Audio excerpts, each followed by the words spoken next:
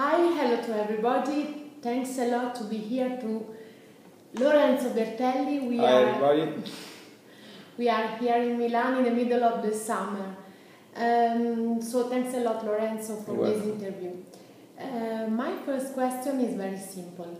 How come did you develop this crazy passion about rally and why?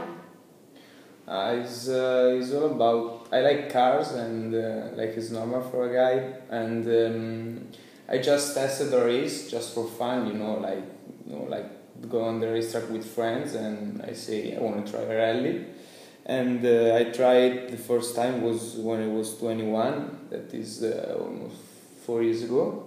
And I tried, and we had the problem to the crankshaft of the car, and so we retired in the first rally. And they say that it's not possible. This is too much unlucky. And they say, okay, I want to try again. And so I tried again with the Fiat 500 in the Fiat 500 trophy, and I started to enjoy it, and then things comes. Yes, little by little. What was your dream as a child? Your favorite game? My favorite game? I play football, and actually generally this is maybe it's my favorite sport, football. And and big fan of Milan, AC Milan, and maybe football, generally is my favorite sport. And did you have a dream like I want to become a rally pilot? No. Rally is my favorite sport, but is my favorite challenge. Is my first goal. So this is not only, but it's like a profession. It's not only sport. Sports is you don't, if you play it's different. It's not like seeing or being a fan is a different thing, so I cannot compare rally to football. It's two different things, and for me my score in rally is trying to be a world champions. This is my score. I don't like to race or play for second place. I like to win. Great philosophy. Lastly, we had a great and unpredictable tennis champion, Fabio Fognini, who won 10 games consecutively after a long time. He told the press that a secret about his success. He changed it because it was unpredictable. Just in one time, 10 games consecutively, like Panatta some years ago. So I was so curious about how come this exploit. He told the press the secret was exactly two things. He changed mentor and he found love. So how important? Love for sport or for love in private life. So how important and how much, in your point of view, are these two things for a champion, or to become a champion? These two things. Generally, for sure you have to find a good mentor, someone that can teach you properly. This is for sure the base of all sport. Yes. If you have a great teacher, you can do better. This is, I think, the first thing. But it's like in everything. If you stay with the best, you can be the best. Yes. If you don't stay with the best, you cannot.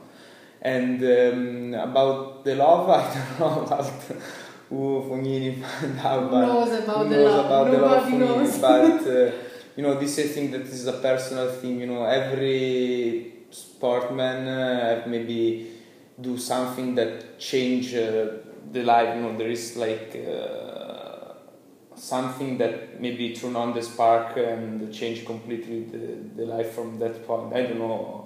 For everybody is different. Yes. Depends from the people, from each other is different. So okay, we are satisfied.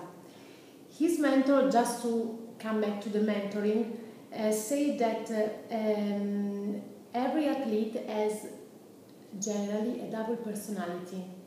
I was so curious about this case about Fabio Fognini, so I studied a little bit, and the mentor say that every athlete is like a bit Dr. Jekyll and a bit Mr. Hyde, because they want to do a lot, you want to do a lot. So it's so difficult to manage the two sides of the personality.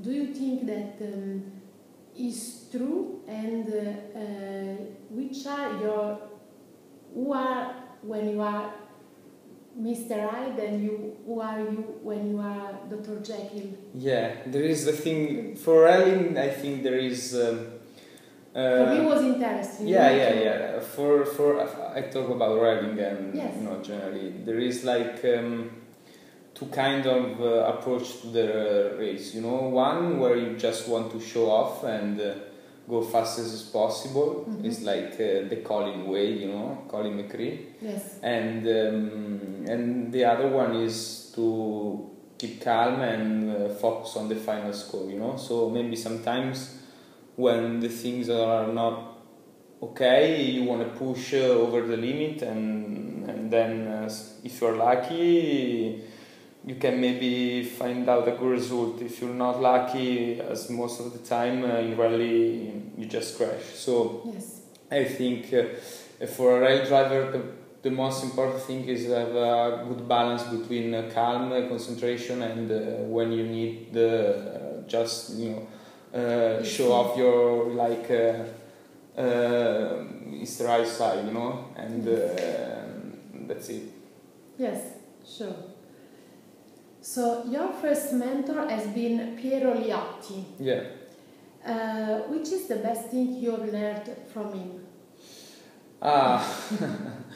About Piero, one of the best things that Piero actually teach me is to try to keep calm and focus on the final score, and that in rallying you cannot achieve maybe like in the racetrack circuit the result immediately. You have to make a lot of experience. This is the first thing that he teach me, and this is maybe also the more important. So this one, yeah. Okay.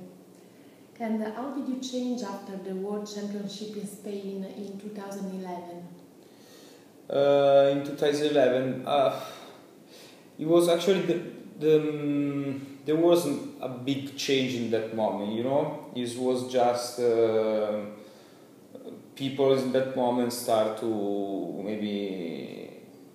make some question, about me, and but the big change for me wasn't in Spain, but was in Sweden this year. Yes.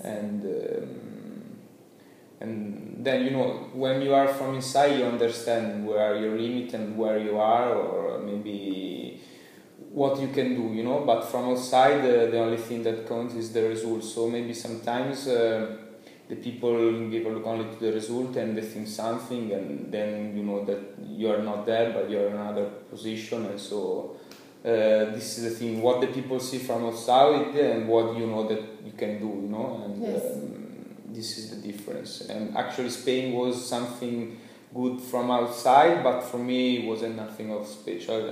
Sweden was more important than Spain. Sure. I was thinking about Spain. For you, it was like an aperitif. Yeah, exactly. Yeah. Do you consider this sport a dangerous sport?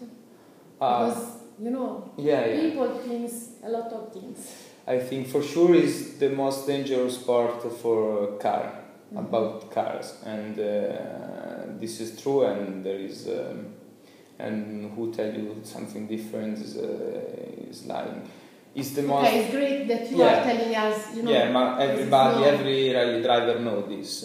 Compared to the racetrack, for sure, is more dangerous. If you give a look to the statistics, I think that is one of the most dangerous for car racing.